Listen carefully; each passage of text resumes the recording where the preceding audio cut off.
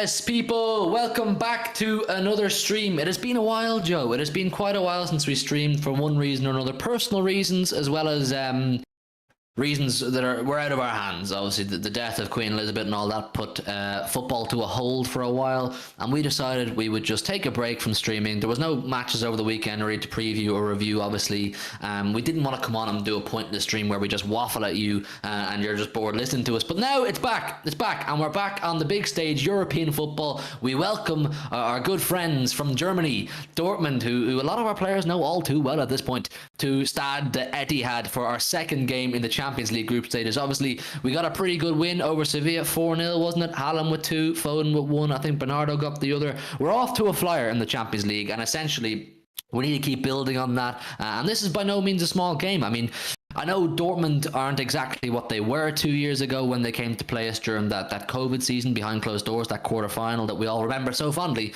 But it's still, they're still a good team. They're still a big club. They can still cause problems, and we have to kind of show them respect. And when I said that a lot of our players know them all too well, it's obviously because we've got 4 or 5 players in our squad right now who have previously played for Dortmund. But they're going to come with an ambition of not lying down to us, not taking things handy, and not accepting defeat. I mean, Dortmund, just to give you a brief summary, they are not doing too great, or they're not doing as well as they would have liked. Obviously, they got a big win on the first day of the Champions League group stage themselves. They got a big 3-0 win over Copenhagen. I actually watched the second half of that, and I wasn't too impressed with either teams. But nevertheless, Dortmund picked up the points, so for them, that's the main thing. But domestically, they're off to a pretty horrible start. They've only got a couple wins. They've only scored something like 8 goals. They've conceded quite a few as well. So they're struggling in quite a few areas, but we're going to break it all down. We're going to talk all about it, myself and Joe here, 2 of the main men here to talk about City's Champions League game against Dortmund. We've got 11 people in the building. Make sure you've all hit the like button. Make sure you're all subscribed to the channel. I know it feels like it's been a long time since we spoke to you, because it has been about a week, hasn't it? But it's good to be back. It's good to see some of the usual faces here. Who we got? Kerwin, my Caribbean friend. Dennis says Ajax are bottlers. Well, we'll get into all that kind of talk. Dale, as always. Alec, it's good to see you all here. Make sure you've all smashed the like button. Make sure you're all subscribed, and get in your thoughts on tomorrow night's game, City versus Dortmund. It's a big game. This won't be one to take lightly. This is not one to be arrogant about or be complacent, if you like. This is one that we have to go in and go full-blooded, and we're going to get into it all. Trust me, people, we're going to get into it all. So get all of your thoughts in while we're at it. Joe, listen, before we break down the ins and outs of this fixture, how do you feel about this one based on the brief summary I gave so far? I'm feeling confident more so because I'm questioning the competence of the Borussia Dortmund team more than anything. Like, it's weird that we've had pretty much a full week. Of course, the players are still training. It's not like they've had a complete break of absolutely everything. They will still train. They're still professionals. They still have to turn up every day to train. But there's been no matches. We didn't have the game on the weekend against Spurs. Is that a blessing? I don't know. Probably not, because this seems like a common theme. The World Cup year, this is a time where we're not supposed to have any breaks at all. It's supposed to be 2-3 games a week until the end of the season because of that sort of 6-week period where the World Cup's on. So obviously that's a worry for later on in the season. But in terms of now, it just feels really weird to have not played a game of football on the weekend. Like, we've got an international break coming up as well, which it's kind of pointless. It's friendlies. It doesn't really matter, but it's just more football really at the end of the day. But I'm still confident. Like, we've got the bulk of a fully fit squad. We're never going to have a fully fit squad. It's like almost impossible to have a fully fit squad, every single player available and ready to go. But we've got a few players getting there. Stones back in training, Laporte back in training, Walker still missing. It's a little bit unfortunate, but he hasn't been playing too well this season, so I don't think he's too big a miss at the moment. But I think overall, again, I think it's down to Dortmund, really. They've just come off getting absolutely battered 3-0 by RB Leipzig, who have only just got a new manager. RB Leipzig sacked their manager, and they still managed to win 3-0. Like, I know they beat Copenhagen, like you said, 3-0, but I didn't watch the game, but there wasn't really much said about that one. You imagine that Copenhagen would probably be bottom of our group. Let's be honest, let's be real. Copenhagen are probably going to be the team that drop out bottom of the group, don't even fall into the Europa League. So I think, Dortmund will want to try and get something here, try and, nick a draw. Of course, they'll take a draw, they'll want to go for the win, but this is a theme with German teams. It's almost similar with Spanish teams. They'll go for games. They will try and go for it at least, when it's level. Maybe they enter damage limitation if we absolutely run away with it, but at least for the start of the game, they'll try and play like Sevilla did, and they'll give it a good go, because we know in the Bundesliga it's very, very fast-paced attacking football, and the defenses aren't that great, which is the whole thing that people were saying about Haaland when he came was, how is he going to adapt? Because the defenses in the Premier League are a lot better, a lot more compact, and to be honest, I think this is just going to suit him, and I imagine he'd play. Obviously, like if he doesn't play, I'd be shocked. But this game would probably really suit him, just due to the fact that, you know, people when he first came labelled him as a Bundesliga merchant. So if he really is a Bundesliga merchant, then probably going to feast.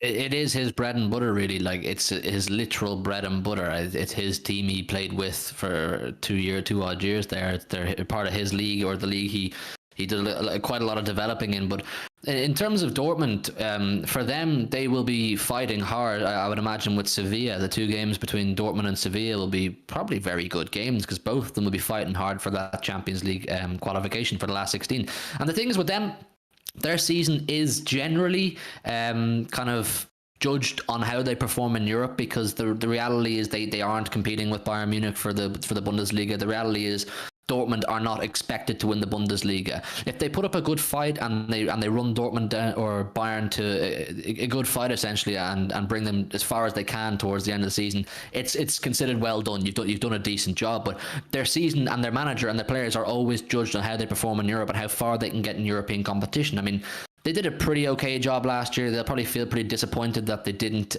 get past Glasgow Rangers in that, I think it was the Europa League quarterfinal or semi-final. They'll feel they should have won that. They let that slip, and so that's disappointing for them. But a good season for them was when they got knocked out in the quarterfinals by us. So this is the competition that they really, really take seriously, the Champions League. When they're on the European stage, this is their, you know, they're outside of the Bundesliga. They're outside of that bubble of being Bayern's, you know, second fiddle, if you like, or the less important team, or the team less likely to win the Bundesliga. So they will go for it. They're not coming, like I said, to the Etihad tomorrow, regardless of how many injuries they have. And the word is that Dortmund have quite a few injuries. Like, they're a bit injury riddled, which is why they've probably had a slow start to their domestic campaign. But regardless of all that, they're coming to the Etihad with 110% people, I believe this, with the intention of getting a draw or fighting for a win. They are not going to come and lie down. I mean, I would imagine anyway, they won't be like a lot of the teams we play in the Premier League that sit back and soak up the pressure and invite the pressure on and just hope City don't score an abundance of goals. You best believe they will have players and they'll set up to score goals. I mean, I don't actually know any more of the ins and outs of this Dortmund team. I know they still have players like, I think Torgan Hazard's still there. I know Bellingham is still there. There's a few players, the Hood's still there. There's a few good players there that can cause problems on their day, and there's a few players that did cause problems for us when we played against them 2 years ago. So they're not to be taken lightly, essentially. I would hope that Pep goes full strength for this. I would hope Pep wants to get this fixture chalked off with a win and move on to 2 games against Copenhagen back-to-back, which you would expect. I think it's fair to say you would expect we beat Copenhagen back-to-back. So should we win tomorrow, that puts us on 6 points. And then should we win back-to-back against Copenhagen, all of a sudden we're on 12 points, and that's pretty well qualification secured. And then your final 2 games, which are Dortmund away and Sevilla at home, you can then start to look to rest players like Haaland. I would like to think that by the time we get to our last 2 games, we can say we don't need to play Haaland. We can give him the midweek off. We don't need to play De Bruyne, give him the midweek off. Obviously, with Pep Guardiola, you never know what the fuck that guy's going to do. He might decide in a game that doesn't matter a toss, he is going to play Haaland. Why? Nobody fucking knows. But in an ideal world, it would be a situation whereby we don't have to field our strongest team. So tomorrow night's game is actually massive. It really is massive. I know the reality is we will qualify for the last 16 in some shape or form, but it's the manner in which we do it is what's important in this situation, really. It's the fact that you basically want to get it as soon as possible. You want to get there as soon as possible, and there's an obvious pathway as to how we can do that. Beat Dortmund, beat Copenhagen ×2, and you're through essentially, Joe. Do you know what I mean? You would like to think that those last 2 games, like I said, you can kind of field your Wilson Esbrands, your Rico Lewis, your Cole Palmers. Give them some good game time on the Champions League stage, while also letting the big dogs relax. Yeah, not only those young players that you've just listed there, players like Mahrez who are out of form, players like Phillips who are struggling a bit with injuries and not being able to get into the team because of the players in front of him, you know, players like that who would normally not get minutes. You'd imagine that we'd give Ortega a little bit of a run out there as well. It's just players like that. It can be used, you know, can be utilised very well, almost like a lower league team in the cups, but without any, you know, the result doesn't mean anything like at all. You know, with the cups, you play you put players in who are coming back from injury or who are second choice, and if you lose, you're out. But when you're through in the Champions League group stage, you put out that second team, you lose. So what? Like, you're already through. It doesn't really matter. Of course, you want to win every game because you want to create that routine of getting into a winning habit. But at the end of the day, it doesn't mean much overall for long term in the season. So I think the games against Copenhagen, should we win tomorrow against Dortmund, we've been against Copenhagen twice, and you know, depending on the results of Dortmund against Sevilla, because obviously they'll play that back to back as well. So you imagine if it's a couple of draws or one team wins one and one team wins the other, then we'd probably be through top of the group, or at least like a point away from top in the group already. So you know, it's a good thing to just get these wins early on, because I mean, the season is very long and very compact at the same time. Again, it's weird, the World Cup, so you just want to get it over with as soon as possible, because that's the aim. That's the aim every season. Keep going for as long as possible. Try and compete in every single trophy. And to do that, sometimes you need to just get things out of the way with early on. But, you know, try and build a lead in the Premier League. So if you drop points, it's not the end of the world. Try and get through as early as you can in Europe, so you can rotate your team there and so you don't have to pick up injuries.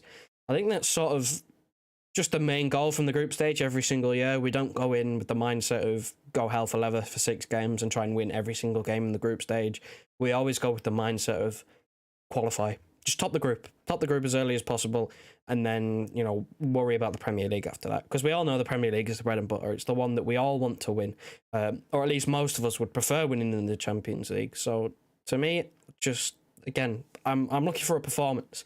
It'd be interesting to see how we deal with the no weekend football, but I just want a good performance. I think we just need to carry on. We're going to have many disruptions over the season, and I think, you know, you've got to capitalise while other teams are struggling. You see Liverpool, we might get onto them later on, but they took I think it was an 88th minute Joel Matip winner at home against Ajax.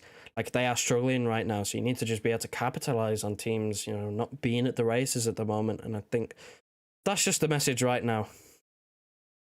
Yeah, well, they're dead, man. Liverpool are waste, man. Honestly, I said this in the Big Six last night too, and Grizz didn't take it lightly.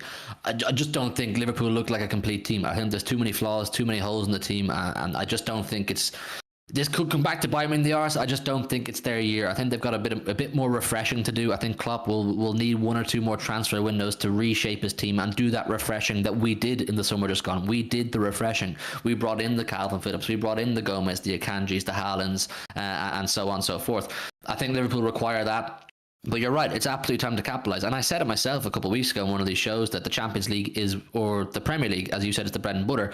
I said, which some of you thought that it's controversial, I want the Premier League more, I always do. But I think it was noticeable. Maybe am I gassing it up a bit too much? I don't know. But I thought it was noticeable against Sevilla that there was almost a different look, a different aura. And I hate using that word in football because I find it a bit cringe, aura, and gassing players and teams up because of the feeling you get off them. But I do genuinely mean it when I say that. I think there was a different aura about our team against Sevilla. It looked like a more ruthless team. It looked like a switch up, a different mentality in the Champions League than we'd seen so far in the Premier League this season. I think the players and the manager now, they know what they're doing in the Premier League. They know how to go about the Premier League. They know how to win it. They know when to click. They know how to get over all the adversities that the Premier League will throw your way throughout the course of the season.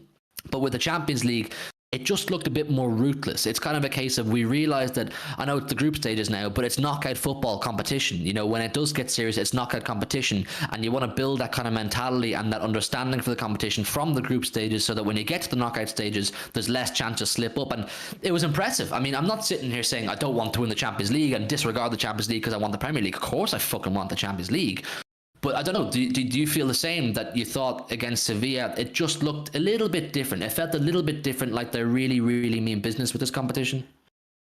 Yeah, I think it's clear to see that the players are now just not complete desperation, but, you know, they're getting to that stage where it's like, how long?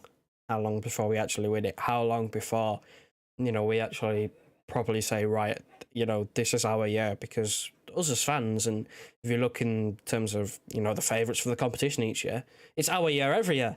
Like we always say this, this is our year. This must be our year for the Champions League. Like the players must be feeling sort of similar. Like when is it actually going to be our year? So I think knockout football genuinely, like I also hate the word aura because it's doubly associated with Van Dijk and his defending. I just hate the word aura, but like it does have an aura. The Champions League, it is special. Like players do seem to just be able to turn up in the Champions League. It's prestigious. Yeah, it is prestigious. And obviously, I think it's also on the back of people's minds as well, or at least it is on my mind, that the rules are changing in a couple of years. So who knows what's going to happen with the Champions League in a couple of years? The format's going to change completely. So the Champions League, as we know it, isn't really going to be around for too much longer. Obviously, it'll still be called the Champions League, same trophy, similar names in the competition, but it's going to change. And for the better or for the worse, who knows? So I think some of the players are obviously thinking about that as well. We touched on this one before. Kevin De Bruyne, he's also thinking, he doesn't have like all the time in the world left in his career. He's in his 30s now. He's not got, too long to win it. And how many times can we, rebuild under one manager before we have to say, just forget it.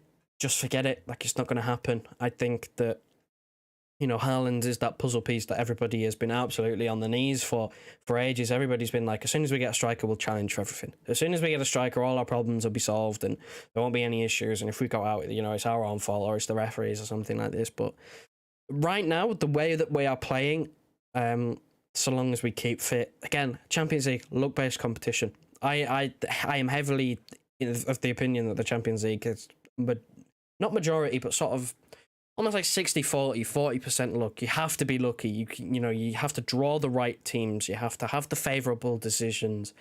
I've said this before. You only need to win a handful of games to win the Champions League. You need to win about 30 to just have a chance in the Premier League. That's why it's so difficult. But we're so experienced in terms of domestic football with winning trophies over there that it's almost like sometimes it makes us a bit complacent. You look where we drop points, we just do the simple things wrong, and sometimes it just looks a bit sloppy. Like Aston Villa, we just didn't look at the races. It was almost like we go, yeah, the bottom half of the table, they're not doing too well. We should probably beat these. Like, we do get complacent sometimes. It is natural, but I think that's just a case of we're so good that we almost think that we're not. It's not that we're entitled, but we almost know that we're going to be in and around that area come the end of the season, and that's normally when we kick into gear at the end of the season. So, by all accounts, that should suit us in the Champions League, ending the season stronger than we start it, but, that hasn't worked in our favour so far. But, again, if there's any season that we're going to win it, it should, in theory, be this season. But, at the same time, we still need to have that bit of luck on our side. We got the luck a couple of years ago when we got to the final, but you got to ride your luck at times, and I think, obviously, depending on how Liverpool get on through the season as well, because you'd imagine that they'd eventually pick up. If they don't pick up, like you said, and they just end up cannon fodder and just discard it to the side for a season, then that makes it easier for us. But you never know in football. Like, I think it was, I saw Dan in the chat before say, like, Chelsea, they were awful, until December when they won it, and then they get a new manager in, and then they go and win it with the best team in Europe. No, like, anything can happen in the Champions League. It's the best team, or the best team on paper, often doesn't win the Champions League. So I think that's obviously the big one here, that even though we regard ourselves as the best, we still might not win it. I know you said if there was ever a year that we should win it, it's this year. I feel like deja vu times 6 here. I'm saying that for years and years and years now. If there was ever a year we're going to win it, it's this year. We're looking better than we did last year, it's this year. Then we always fuck it up somehow. But there's an undeniable narrative here that with the introduction of Erling Haaland, and we've all said it now for years, that we're just missing a striker. All we need is a striker to finish these chances that we're not finishing. I know we're scoring an abundance of goals even before we had Haaland, but we still push the narrative as City fans that if we had a striker, we would have won it all every single year. But there's going to be an overwhelming layer of pressure, if you like, coming from the rival fans, the world's media, football media, and pundits and YouTubers, and you name it. Everybody who talks about Champions League football in the world is going to be saying this City team have to win the Champions League more so than ever. And they are saying it for years. They're saying City have to win the Champions League. They've spent X, they've spent Y, they've got X, they've got Y into their squad, and they have to win it. But Now it's it. Now it is it, people. Now is the final piece of the jigsaw has been added to the puzzle. We now have a world-class striker in the Nordic midfield, and we have Julian Alvarez, and we have backups for other positions. It is time. It is time, and I think it's really important that Pep and the club not shelter the players from this pressure, but help them get through it and essentially help them realize that they shouldn't pay attention to it and not take it seriously. But you mentioned that you think there's not going to be a desperation from players, but definitely a massive hunger to win it. Players like Kevin De Bruyne who are getting on, and Gundogan who's getting on as well. I think there is going to be an element of desperation. It's just about how the players channel it. How can they channel that desperation? Maybe not so much from the likes of Haaland. No, there's no doubt he wants to win it, and Foden wants to win it, and these younger players want to win it. Of course they fucking do. But it's the players that you mentioned, like your Gundos, your De Bruynes, your older players, your Kyle Walkers, who are getting towards or they're in the tail end. Maybe not De Bruyne on the tail end, but Kyle Walker's coming towards the tail end of his career, and he's won everything multiple times, and he's just missing that last thing in his medal cabinet. That last medal in his cabinet is the Champions League, which he's come so close to now a couple times to winning. Those players will have a level of desperation, and like I said, it's just so important that they channel that into hunger rather than panic, so that, let's say we do, God willing, get to a Champions League semi-final or a final, and you just channel that desperation into hunger and drive and say, no, we're not fucking it up this time. This is our year. This is where we make it right. This is where we do the whole thing. So there's so many narratives to our Champions League campaign this year, and we'll keep talking about it every week as it unfolds and as it develops, and as we see how this aura, in inverted quote comments that I spoke about, how it develops. Because there's no denying, for those of you who watched us against Sevilla, we look different. We look like we're playing the same style of football, but we were moving at a different intensity. We were moving like it's a knockout game. Like if we don't win this, the competition's over.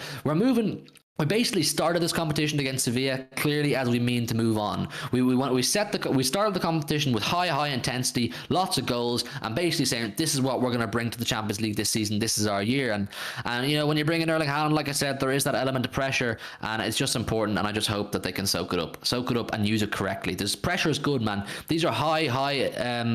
These are elite players. These are elite athletes who probably, and you would hope, thrive under pressure. They will be trained and coached and psychologically, all that good stuff, to channel that pressure in a positive way and use it as drive and hunger, like I keep saying. I think you guys get the gist what I'm saying. I'm going to have a look at what some of you guys are saying in the chat. There's just over 20 of you in the building with us right now. Make sure you've all hit the like button. That helps us massively. I think we're on about 20 likes right now. Let's see, can we get it up to like 25, 30 in the next few minutes if possible? That'd be massively appreciated. Like, subscribe. I'm going to see what you guys are saying, and we'll have a bit of a conversation. We have lots to talk about. There's a lot of talking points for this City Dortmund game. So I wanna get into it. There's a couple of injuries, and we'll talk about our team selection and whatnot.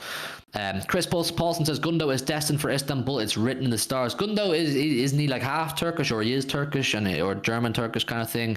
So maybe there's a little fairy tale there for Ilkay Gundo. And hopefully, please God, he deserves it. If there's any man in this squad deserves a Champions League medal, it is Ilkay Gundogan. He's an absolute gem, an absolute leader, a fantastic footballer, a fantastic servant to this club. And should he win a Champions League with this club, you are starting to get into, I don't know if definitely, but you're getting into statue territory. He's been a silent and underappreciated leader of this club, and it's only almost like other players we've had in the past, maybe like Zabaleta. It's only when they're really gone you appreciate what they added to the squad. So Ilkay Gundogan, man, he's been in 2 Champions League finals already, hasn't he? One with Dortmund and one with City, so he deserves it, man.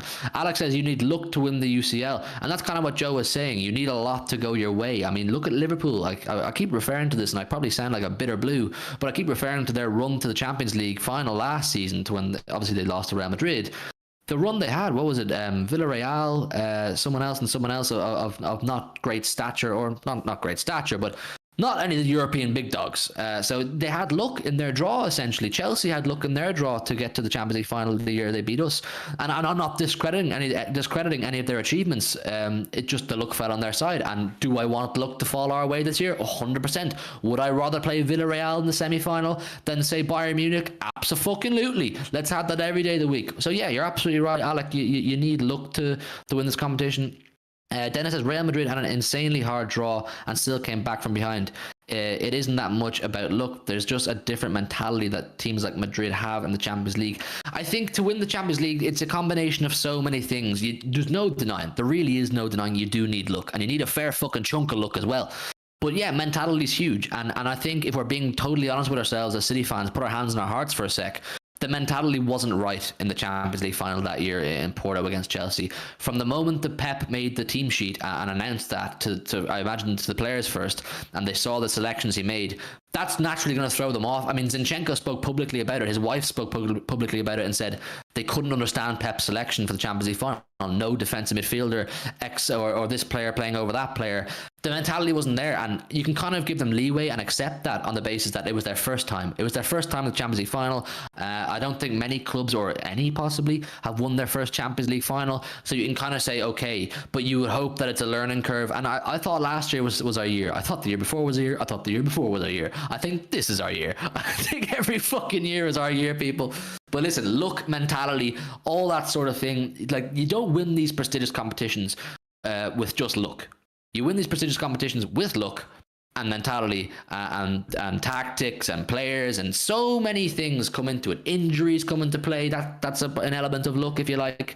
It's a massive thing, people. The Champions League, and it's difficult. It's I don't think it's as hard to win as the Premier League in terms of an overall competition long term, but it's harder probably on the brain because it's knockout football. I mean, if you're in the middle of January, February, when you're in the Premier League, if you drop 3 points, you can kind of go, right, you can rely on your rivals to drop 3 points, or we'll get 3 points next week. But in the Champions League, it's if you lose the 90 minutes or the 2 legs, you're fucked, you're gone, which we discovered in such hard fashion last year to Real Madrid in the semi-final.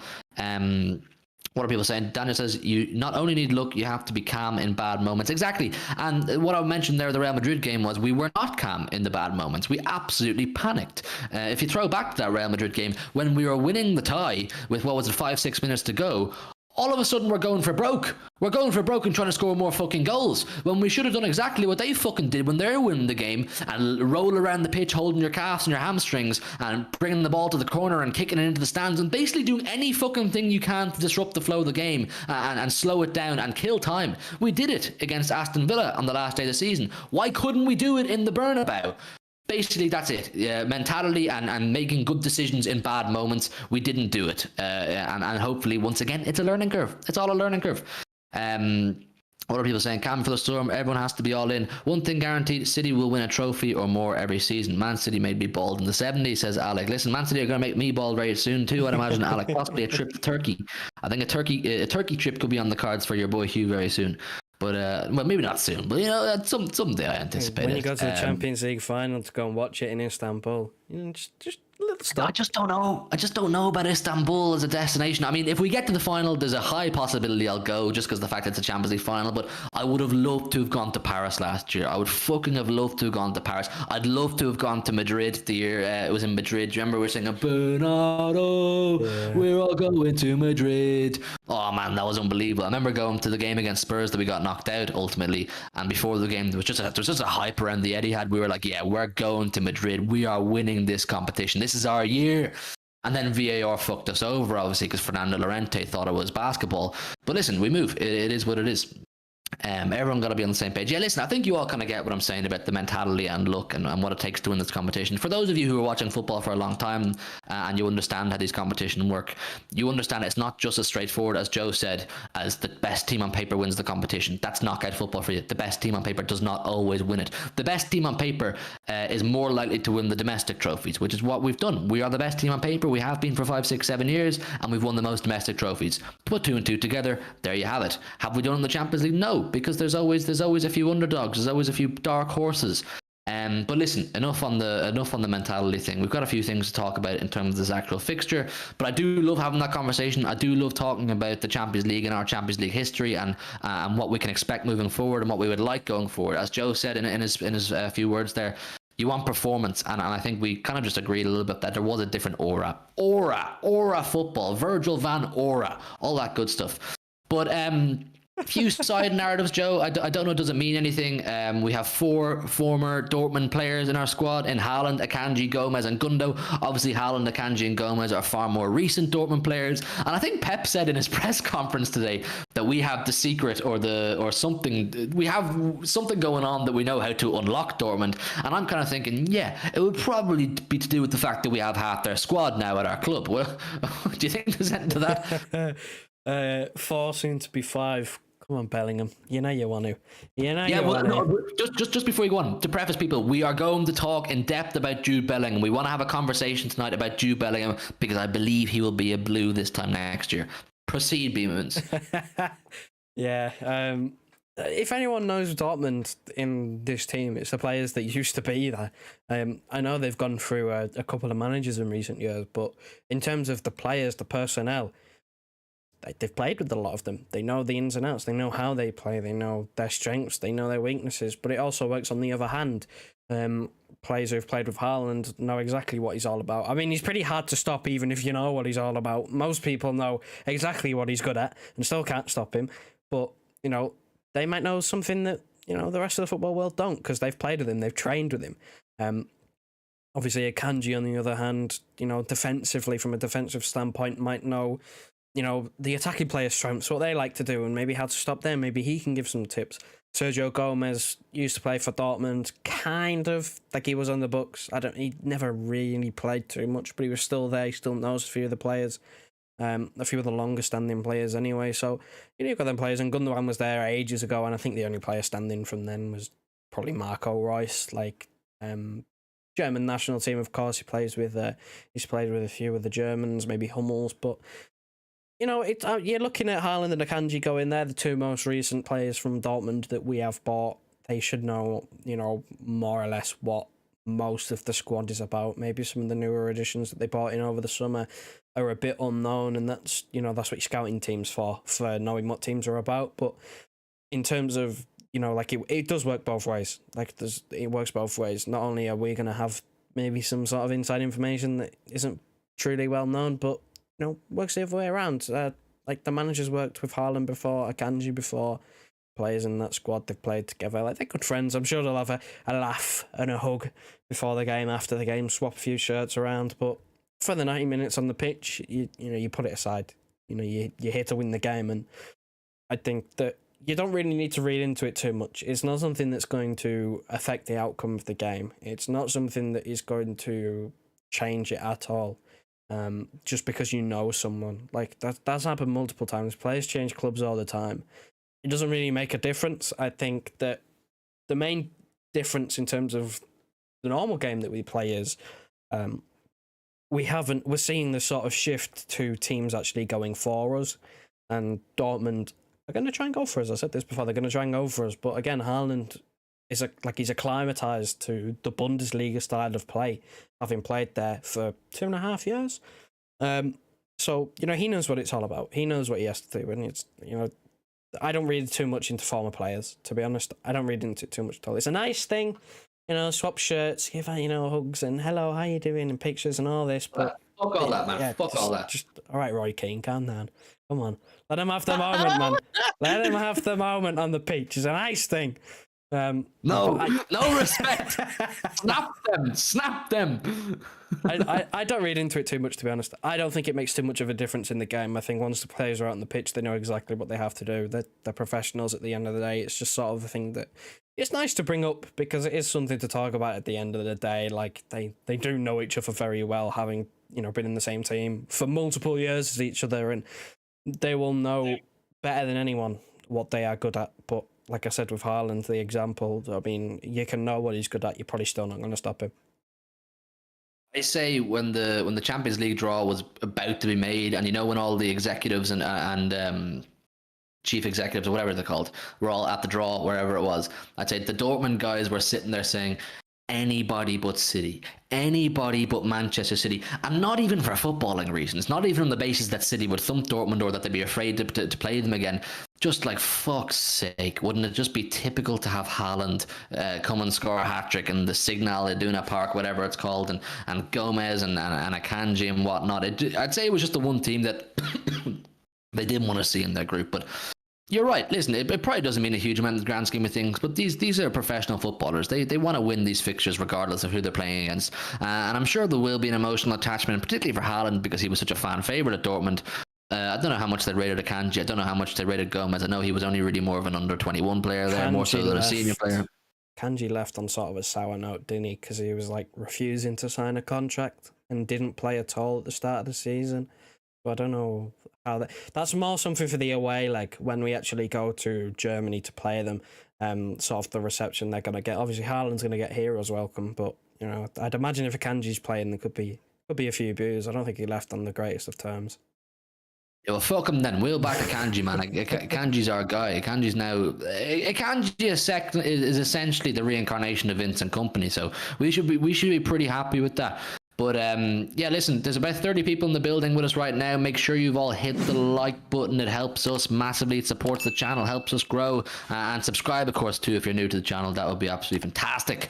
Share it around. We're loving seeing all of you coming in on a weekly basis. Like I said, we took a week off there because of the unforeseeable circumstances of Queen Elizabeth and whatnot. But we're back. Football's back. I know there's an international break next week. It's a bit sick, isn't it? It's a bit shit. But listen, we're going to enjoy it while it's here. And we will continue to make content throughout the international break. But I think it's time we talk about City. We've done enough talking about Dortmund.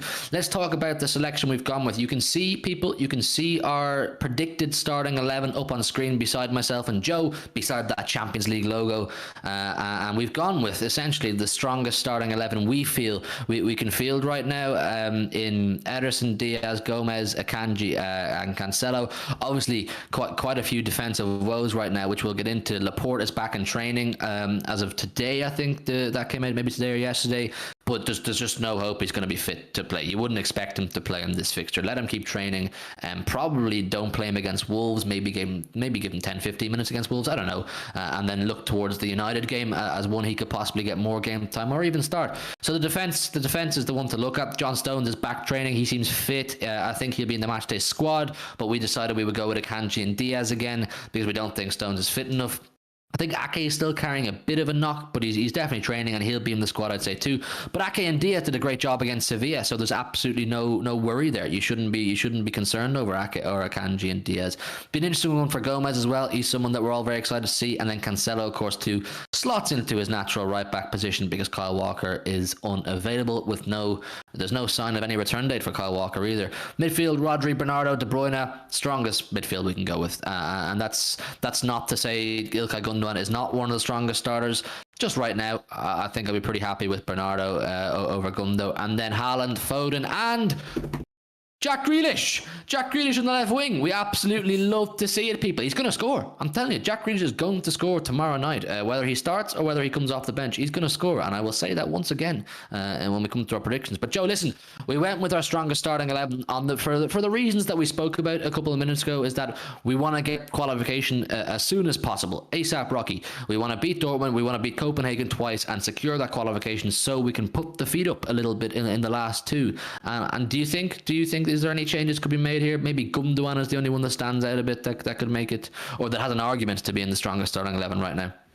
I think you're going to be predicting Grealish to score to the day you die, to be honest.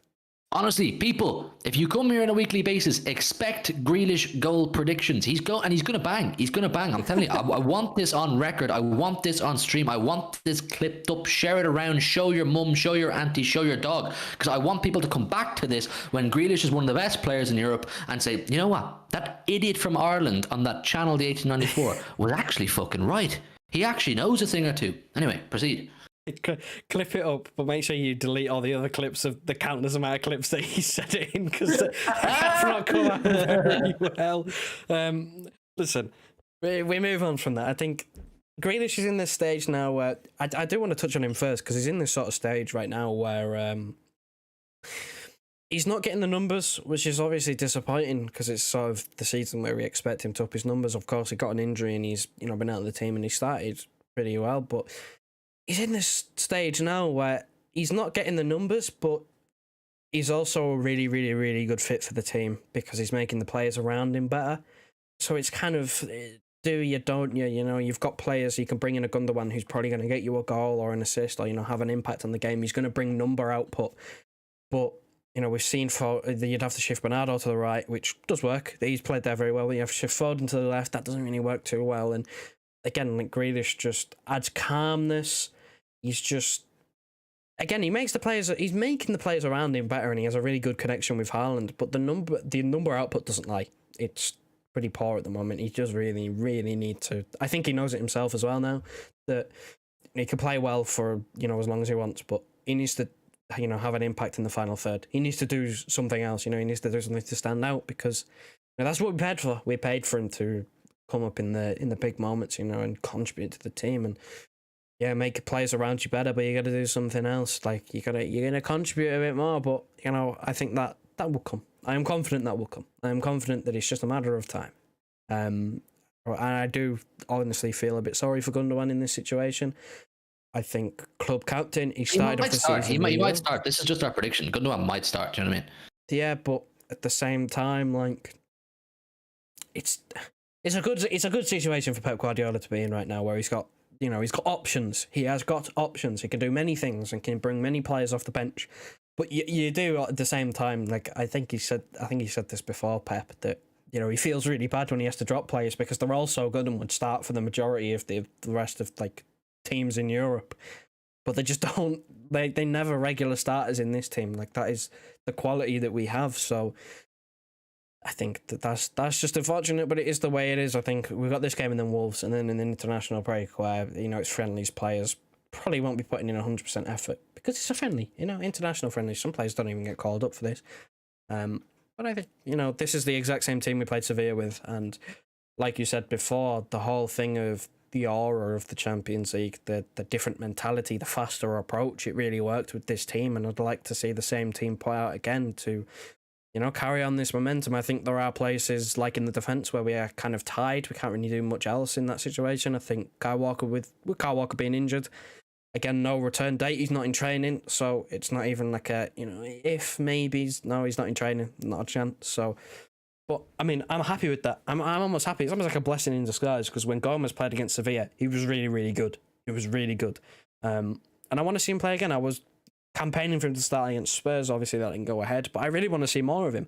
I think he really suits our style of play. He's very technically gifted. He's not, afraid to, do his defensive duties. And you never know. We might have genuinely discovered another gem with Sergio Gomez. You never know. But again, it's sort of time will tell on that thing. And I think with the whole Akanji thing, he played well against Sevilla, and that was him after one training session. He's had more training under his belt. He's got acclimatised a little bit more.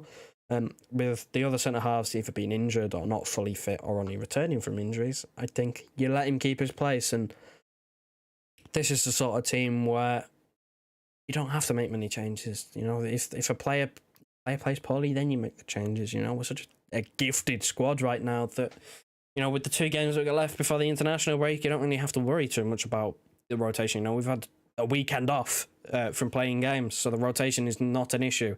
Obviously, the interesting thing is United straight after the international break. I know they've had, I think they're still playing in Europe, but they had their weekend game postponed. So it'd be interesting to see how they fare after that. But, this comes first. Champions League comes first. You get the win. I'm excited, to be honest. I'm really excited. I'm really looking forward to it. I didn't know what to do with myself over the weekend with the lack of football. I ended up watching foreign football. I didn't know what to do with myself. It's not very often. It's not very often that I tune into Serie A. I ended up watching foreign football. I watch Serie A. I never ever choose to watch Serie A in my life, but because there was no football, I'm like, I've got to get my fix somehow. Like, this is football season. I want to watch football, and I'm just excited that we're back to it. And of course, it's the right circumstances, you say, to cancel a game of football, but I'm just excited we're back, and I'm really, really looking forward to it. We've been playing well, and I think hopefully the momentum hasn't been hit too hard, but this is the team that I would like to see anyway. Like, I'd be more than happy with this. Of course, there are other options that I'm not going to complain about. I'm not the manager. He might have something up his sleeve. Like, he was like high on life in his press conference, whistling as he's leaving, and God, it's just such a good time, really, isn't it? And I think there's not really too much more. There's not really too much more to be said. With the defence we're tied, but in the forward positions and in the midfield positions, like, who do you pick? Like, you could pick names out of a hat and you'd do well. I really want this front three. I really want to see it consistently. I know Pep has done a lot of chopping and changing with the front three, through injuries and poor performance. Mahrez has been very inconsistent, or else consistently poor, if we're being critical. Grealish has had his injuries. Foden has played on the left and the right. But I for some reason, people, and I know those of you who know me well will know I have a serious bias towards Jack Grealish, but objectively, putting my bias aside, I really feel Grealish on the left, Haaland through the middle, and Foden on the right has the potential to become an extremely formidable front three. And I spoke about a couple of weeks ago that You could throw Bernardo into that front three, and it's equally as formidable because, yeah, he's that good. Bernardo Silva is that good. But he's a midfield player, Bernardo. We want Bernardo in the midfield. That's where he's most at home, and that's where we like him, and Pep likes him the most. He was only put in the right due to injury and Mahrez not playing well.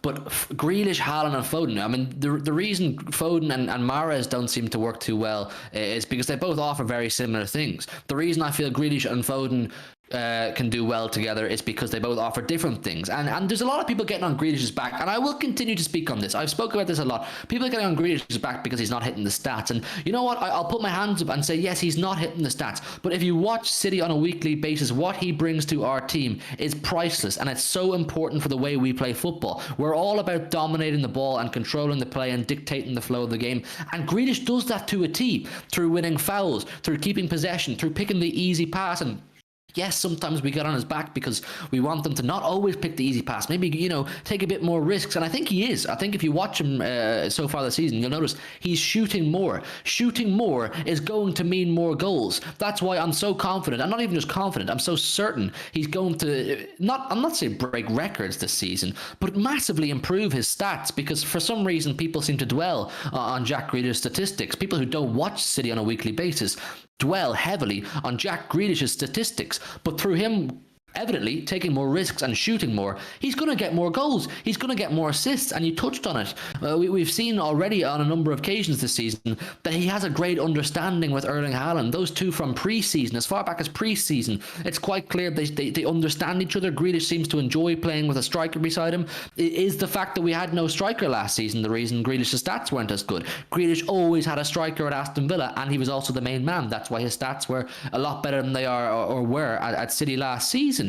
So there's a lot to be excited about with Jack Grealish, and I think for a front three to form that formidability and that understanding, you need to give them consistency. And you need to give them the opportunity to fail together and grow together, because failing together will mean they'll grow together. Let Grealish, Haaland and Foden play tomorrow night. Let Grealish, Haaland and Foden play against Wolves, and let Grealish, Haaland and Foden play against Man United on the 2nd of October. Why fucking not? Three fantastic footballers, all trying to improve each other, all trying to improve together, and I think it has every possibility of being fantastic. And I have this debate, and I have it regularly on the Big Six with Toby, particularly, who has a big agenda against Super Jackie Grealish. Oh, here we go.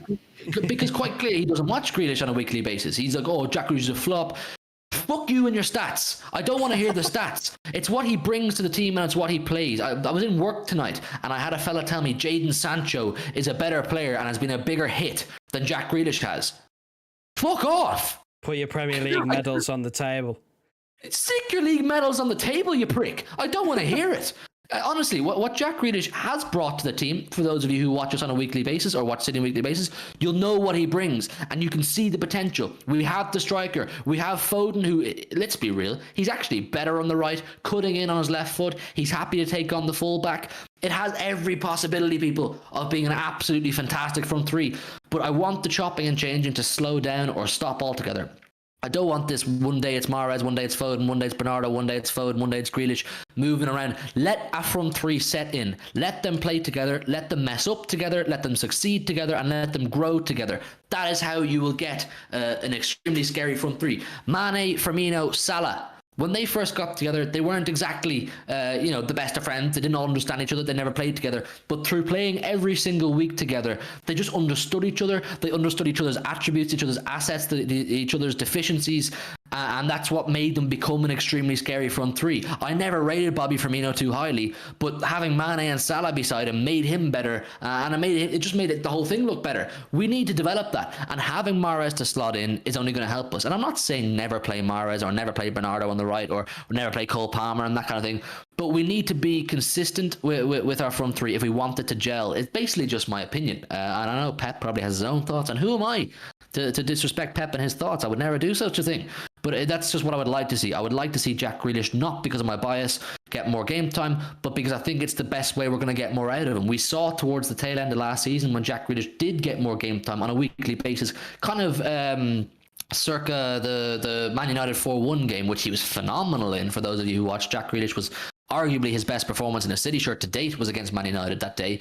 From then on, he looked like he was starting to kick into gear, and he admitted himself it took him time to take the shackles off and take more risks. And it was almost unfortunate for him that the season stopped when it did, the way it ended in May. You know, if we went on for another 3 or 4 months, we possibly could have seen an even better Jack Grealish in his first season, in inverted quote commas, if you like.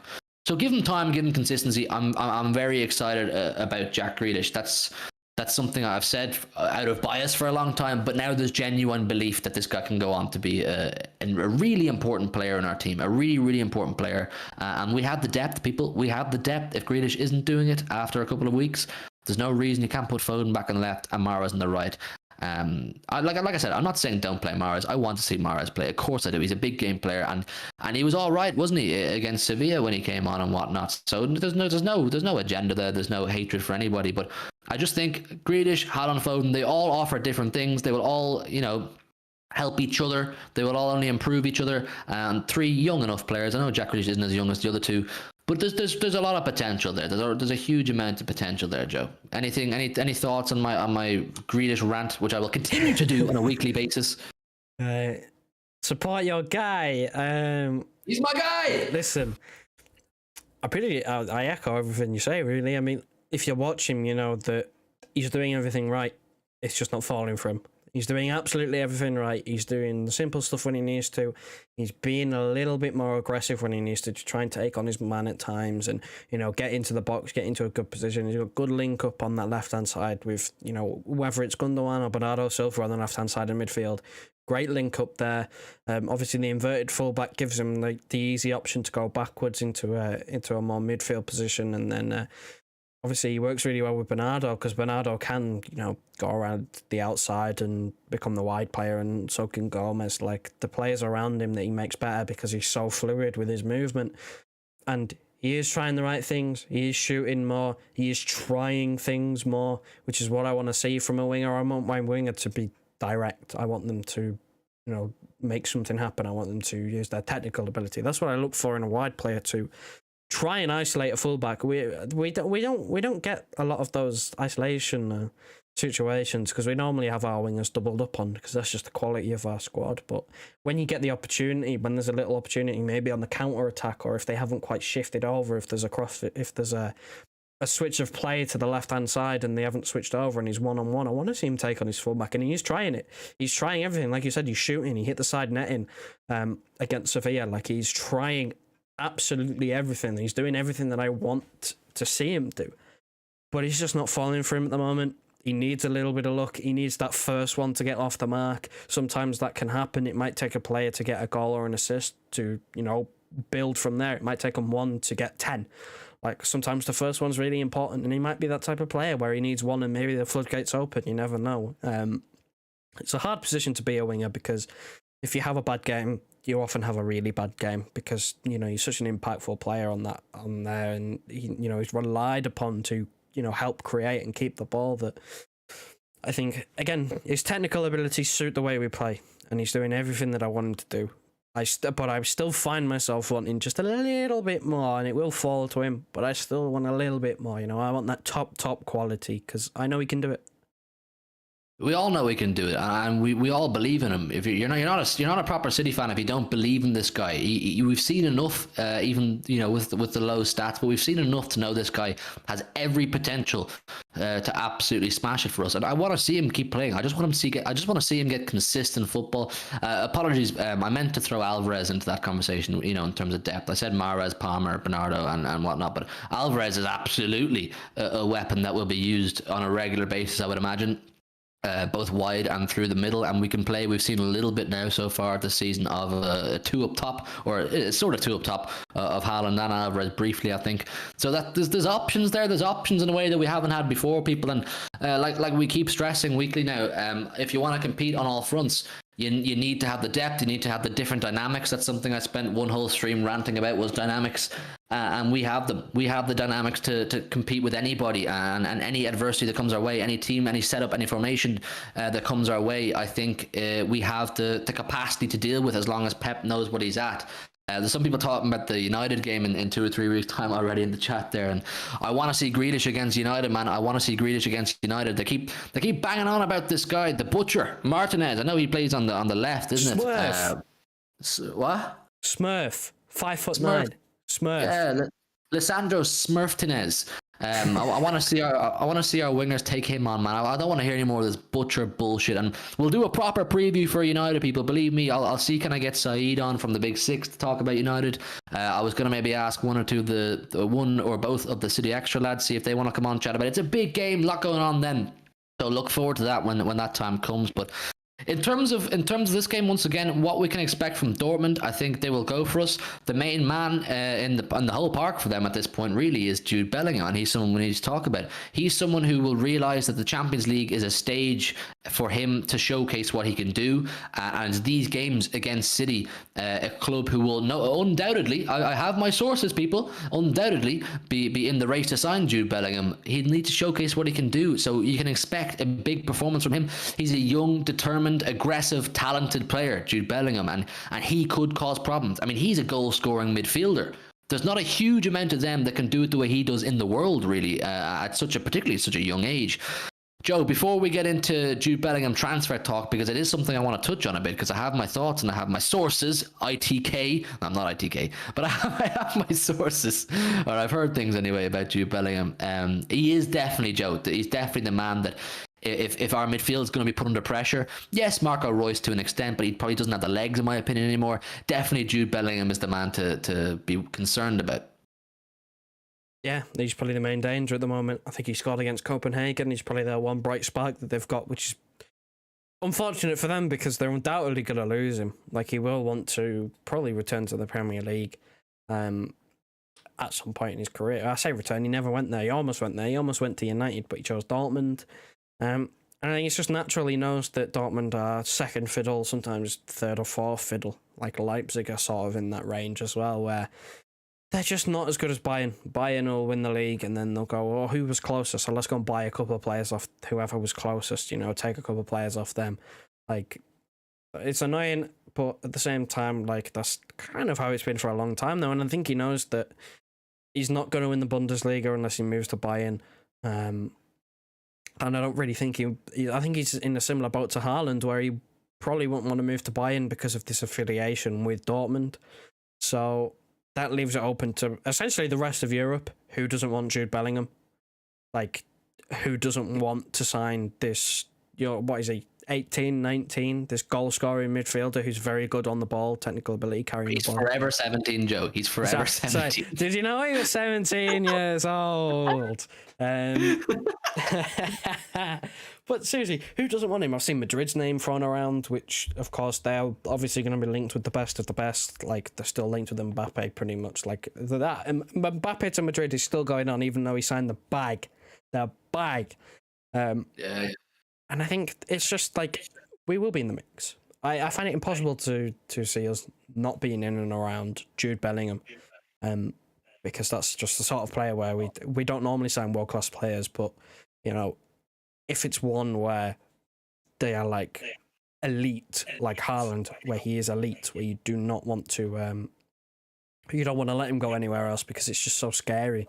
Like, you don't want Jude Bellingham to end up at Liverpool, because that's terrifying. Like, I don't want Jude Bellingham at Liverpool because I don't want them to have a good player. I don't want that. I'd rather him go to Madrid, but it will be in the mix.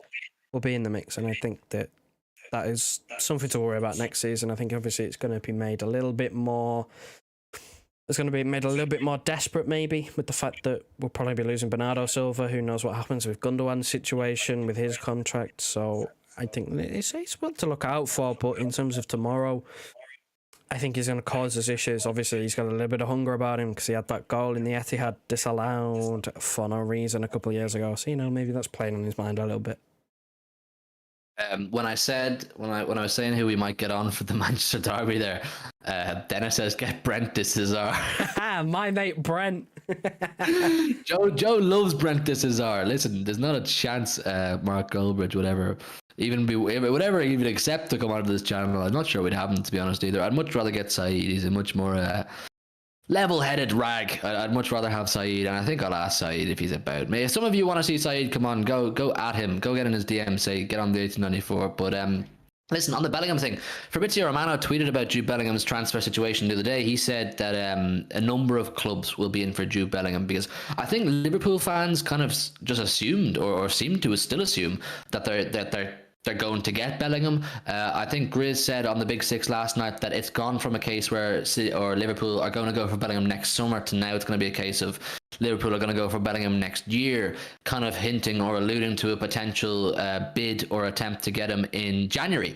I firmly believe, and I have people who I trust, I do trust, have told me that City are going to go hell for leather to get Jude Bellingham next summer. Like you said there, we have an aging Ilkay Gundogan who physically still can't, right now he can't do it every single week or 90 minutes every week anyway. De Bruyne is not getting any younger. We need to refresh, and I think that's something we're good at. I think if we're going to spend big money next summer, I believe it'll be Jude Bellingham. And I think it's a case of right now we're in the best position we ever have been to repeatedly sign superstars like Haaland and then follow that up with Bellingham.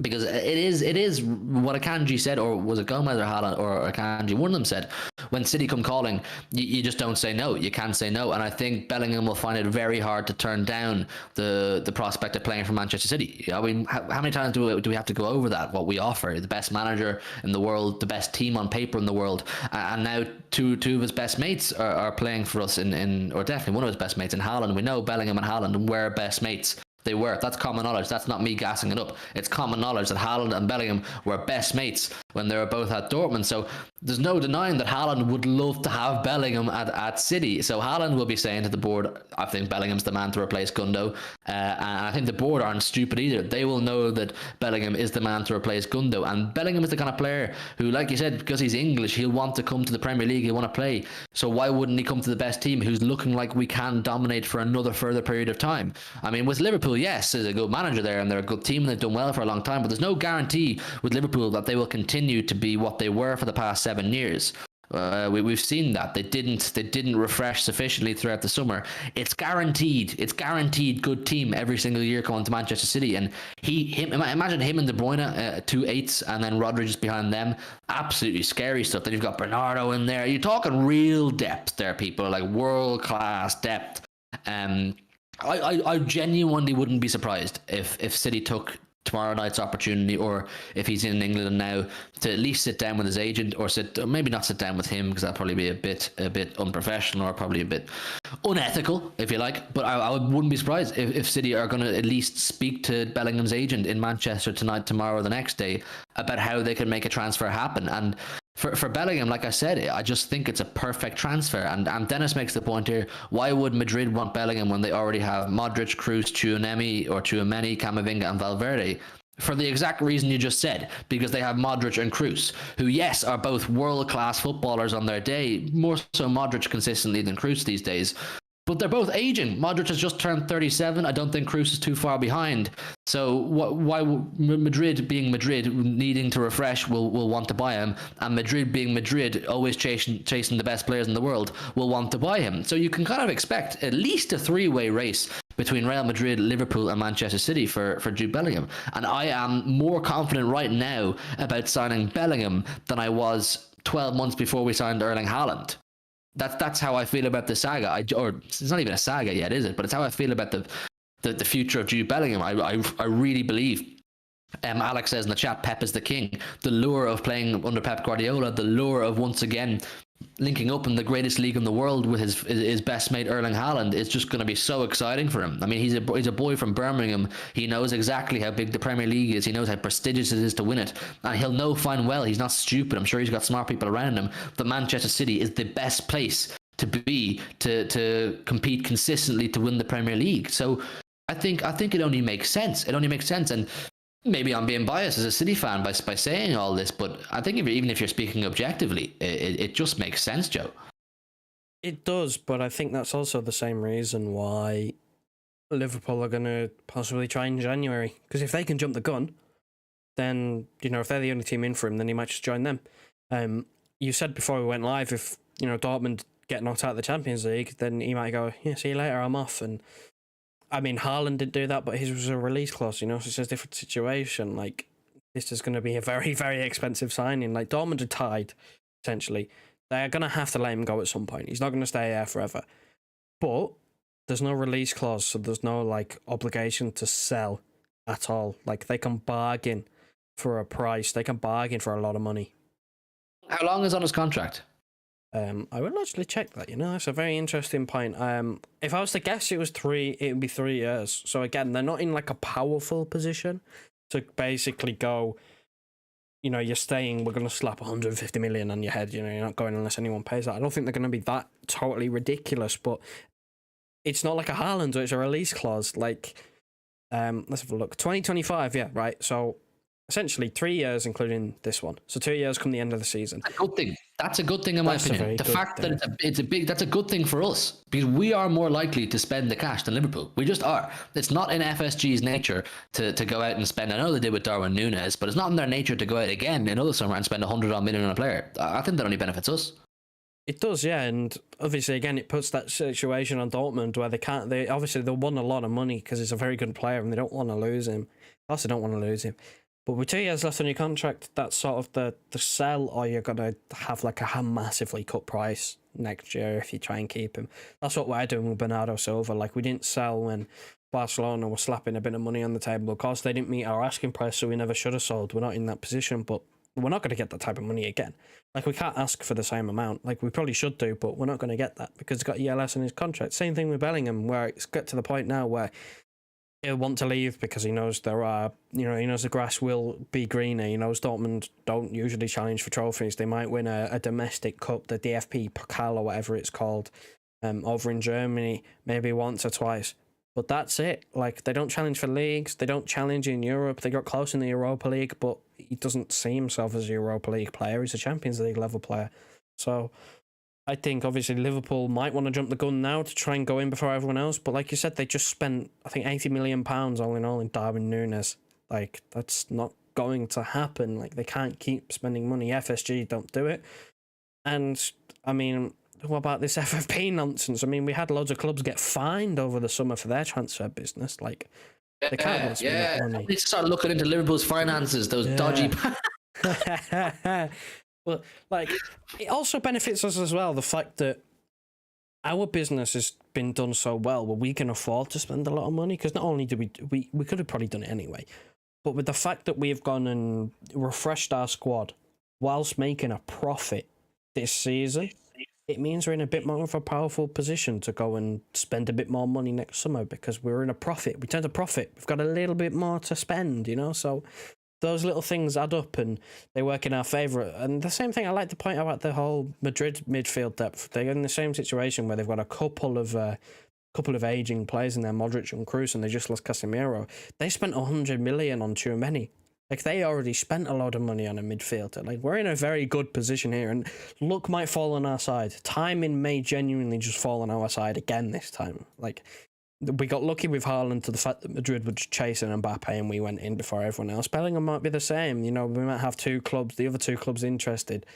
Just can't match what we do, maybe because they spent money, previously, and, maybe they don't have the funds available or as many funds available. Maybe our project just seems better. Our project's certainly better than Liverpool's right now, and probably will be for the foreseeable future. And again, we mentioned the former Dortmund players, like, that will help a little bit because you can get Haaland on the phone, like, here, listen, mate, Jude. You want to come. You want to come and play with me again. Yeah, come on. Listen here, lad. Come on. Listen here. You're coming to City. Like, that's only going to help. We have so many things going in our favour that it's not difficult to not see it happening, because I can quite easily see him going to a number of Europe's top clubs.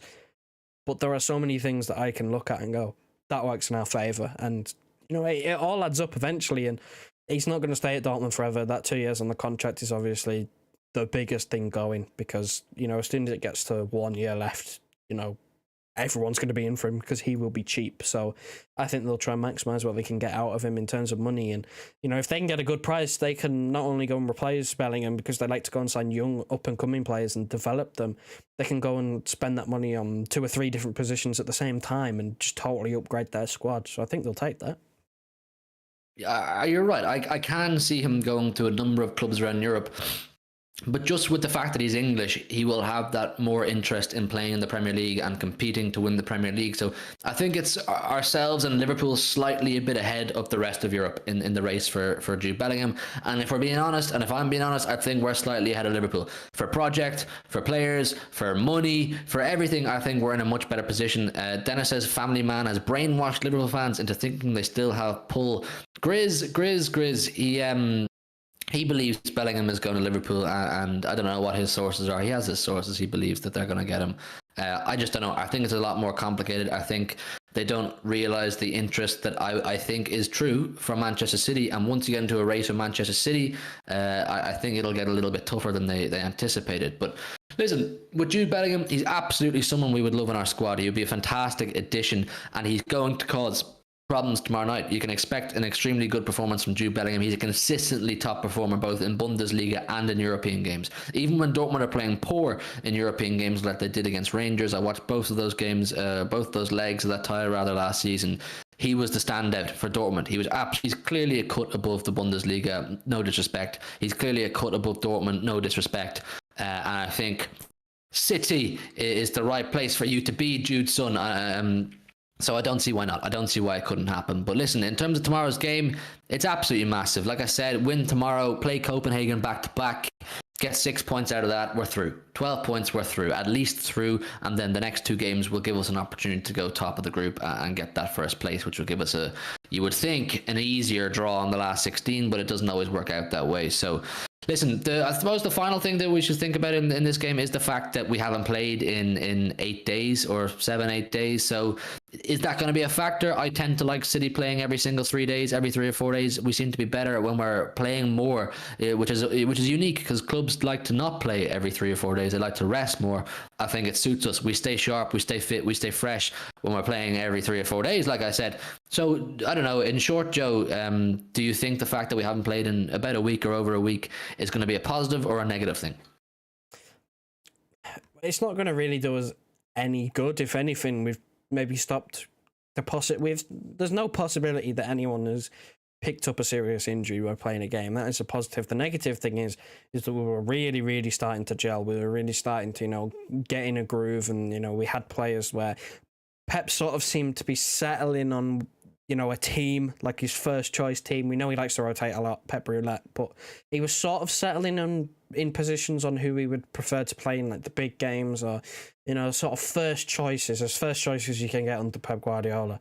And I think Haaland started settling really well. Obviously, he was still going to score regardless, but, he said himself that he's still adapting a little bit and he could still have room to grow, but we were getting there. And I think that is obviously the small negative, that, progress might have been set back a bit because they haven't played a match. They haven't been in match conditions for a week, which is unfortunate, and I think it's going to possibly be amplified by the international break, the friendlies, because again they'll all jet off to wherever and go and play their internationals with different teammates and stuff. So it's not ideal, but you can only deal with what's in front of you. And right now, it shouldn't be too much of an issue because, one game missed, one weekend, it's not the end of the world. It's not cataclysmic. We're not going to completely fall apart and go back to square one where it's almost like they've never talked to each other before. But obviously it would have been nice to play the game because we want to gel as quickly as possible, and we were getting there. But maybe we just start slow. Maybe we just start like 10-15 minutes to get into the game instead of maybe 5 or 10 minutes. I really wanted to play that Tottenham game. I was really disappointed for a number of reasons. Obviously, the first being, you're right, we were gelling. We were starting to look like we're getting through our teething issues. I know the Villa game was the most recent game before that, and we didn't look great, but it was good. It's good to have those adversities and still pick up points and not lose. In those games like Villa where you're not playing your best, but you need those performances because it helps the team grow. It helps the team gel. And I really wanted to get that Spurs bogey team monkey off the back kind of thing. And I think we're going to meet them at a good time. They look good. We look good. It was going to be an absolute blockbuster if you ask me. So I was disappointed as a football fan as well as a City fan that fixture never went ahead, but I'm looking forward to whenever it is. But listen, we're going to do score predictions now in about 2 or 3 minutes. So there's about 30 people in the building. Get your score predictions in, and I'll read some of your score predictions out. And tell me who you think might score a goal, because that's something we like to do around here. Is predict the goal scorer. Before you do that, make sure you smash the like button if you haven't done so already. It helps us massively. It really does. We appreciate all of you coming in. There's, like I said, about 30 of you here, still giving your thoughts, still sending in messages. And I love seeing what you guys have to say. This is as much for you as it is for us. We love to get you guys involved as much as possible. I've been reading your messages as we've been talking as well. Some of your thoughts are very interesting. So hit the like button, subscribe to the channel if you're new, share it around. We're on the road to 4K as it stands. We'd love to hit 4K maybe by Christmas. I don't know how fast we'll grow. Sometimes we grow faster than others. And that thing, but we always appreciate you guys coming in. There's some of you who are here all the time, and we appreciate you a lot. So share it around, like, subscribe, all that good stuff. Get in your score predictions, and Joe, may as well start with you. Second game of the Champions League. Dortmund are in town. They're not as strong as they have been previously, but we shouldn't write them off. They can cause problems. But with that said, what's the score prediction, and who is going to score? I created a rule with a certain dire rival that I'm gonna follow the rule where basically when I predict someone to score, I'm not allowed to say Haaland unless I think he's going to score 2, because it's the easiest cop out. That's a good rule. It's the easiest cop out of your life to go, yeah, that man's It's a cheat code. It's a cheat code. I'm going to say 3-0. Because I think I think we're going to start slow. I think 3-0. Grealish. Say Grealish. 3-0. That you will not pressure me. You will not pressure. Go on. You want to say Jack Grealish? I do want to say it, but I'm not going to. I'm going to go with the Foden goal. I think if he starts on the right, he will continue to be good. I can't predict a great. I can't back it. I am not as positive. It's not that I'm not as positive. I can't back the man as much as you do. It's impossible. You my bro, Jack Grealish, man. So you're saying 3-0 and a Foden goal. Why do you think Foden? Do you think he's due one? Not that he's due one. I think that he got one against Sevilla because he played on the right and he was really good. And I think it's the same thing again. If he plays on the right, he will get a goal because he just seems better on the right. Yeah, I agree. I think Foden on the right is a much more prolific player. He's much more clinical. I think, playing Foden on the right is you have a higher possibility of getting goals out of Phil Foden off the right than you do on the left. On the left, he's much more of a creative player. He gets involved in the build to play. He often drops deep and inverts quite a bit as well. But on the right, he's much more of almost like a Riyad Mahrez type. He's got for some reason, he just feels different on the right, and he's got more of an eye for goal. So I don't think Phil Foden, if he's on the right tomorrow, is an outrageous shout. Alec says 5-0 City. He's expecting a thumping. Alec is predicting a thumping. Haaland, Alvarez, 2 Foden and Gundogan. That would be interesting. 2 former Dortmund players. Alvarez to get in the score sheet would be fantastic. Kerwin says 3-0. Haaland with 2, Alvarez with 1. The people want Alvarez goals, man. The people want Alvarez goals, and I think there's plenty to come. Then it says 4-2 City. Haaland with 1. I think it's a cop-out, people. It's a cheat code if you're saying Erling Haaland, because it's going to happen. Let's be honest. It's going to happen. Haaland with 1. Well, now that I've said that, I probably won't. Haaland with 1, De Bruyne with 1, Diaz with 1, and Foden with 1. Alex says, who's the ref? You know what? I have absolutely no idea. I just hope I know. Who is it? I don't know by name. He's the same referee that refereed Real Madrid away in the semi-final last season. Ooh, I don't know how I feel about that. Do you think that holds any bearings? A little bit, yeah, because, he let Casemiro foul about 14 times and he didn't get a booking, and he let him time waste till the end of time, so... that's just Spanish teams for you. I genuinely think that Spanish teams have the aura. Bring back the aura. Spanish teams have the aura in Europe. Let's not get it twisted. Real Madrid usually get favoured in Champions League games. I'm gonna say it now. They just do, but that's the luck element of it. We're getting very carried away with the whole aura thing. I shouldn't have brought that up earlier on the stream, because I hate that whole aura talk. I really do, but it is a thing. Whether you like it or not, I suppose it is a thing. Tyree says 2-1 City, and he's predicting a Haaland goal and another Haaland goal. I'm mind blown. I'm really mind blown. Follow the rules. Well in, lad. You can't say one. You can't say one. Yeah, I want, for all of you regulars here in the stream, all of you regulars, the new rule for all of you, including ourselves, is when we're doing our predictions, you're not allowed to predict Haaland, or at least if you're going to predict Haaland, put it in brackets. Be like, it's a cop-out. I know I shouldn't really predict this, but here's my actual answer, and then put a kanji beside it. But listen, Joe says 3-0, Joe says 3-0 and a Foden goal. You're all getting your predictions in. I am going to say, oh man, this is tough. This is tough because we aren't going to be as sharp as we would have been had we played Spurs. But then again, with it being the Champions League and all that aura talk, I do feel. All right. I do feel there's a big performance due, and I think, like I said, I think we've set the tone as to how we mean to move on in this competition. We started off in a flying fashion against Sevilla, a goal fest, and could have had more, could have been 6 or 7. I think that's the way we mean to move forward, if you know what I mean, people. So I am going to go with. Oh, I think Joe's gone with the best bet in a 3-0. I would have said a 3-0 because I think we're not saying we're going to thump them, and we're not saying that we're going to play badly either. It's a safe bet, Joe, man. You're a crafty little bastard. Listen, well, he decides that. I do want to preface this point again. There is no prizes for guessing who he's going to say is going to score a goal.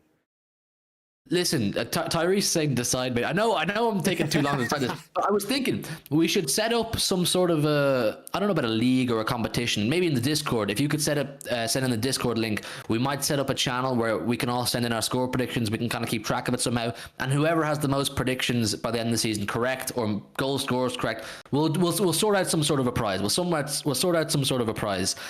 So Joe's going to send in the Discord link now. Any of you who want to do the Discord, get involved, and we'll set up some sort of a competition. It won't be very structured. We'll just kind of keep an eye on who's doing the best, and you keep track of it yourself.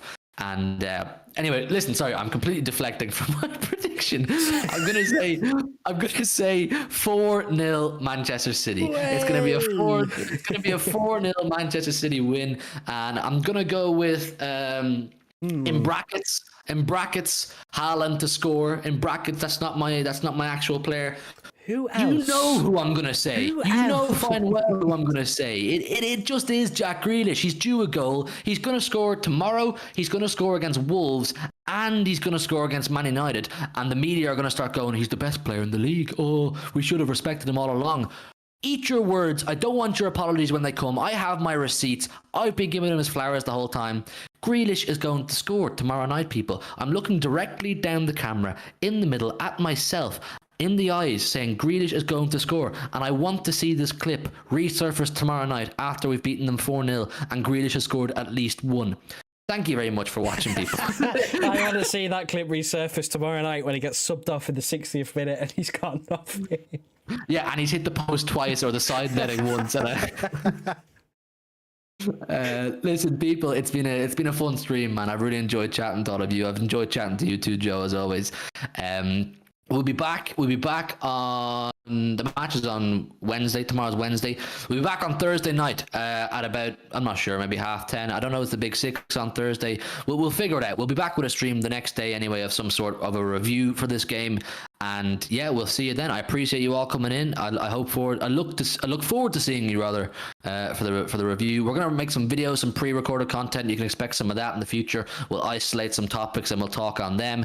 So look forward to them. Show some love on them. But to all of you who have come in tonight and who are here regularly, big love. Leave a like. Hit the subscribe button. Share it to a friend. Help the community grow. Join the Discord, and we'll see you after a Grealish masterclass tomorrow night. Wrap her up, Joey boy.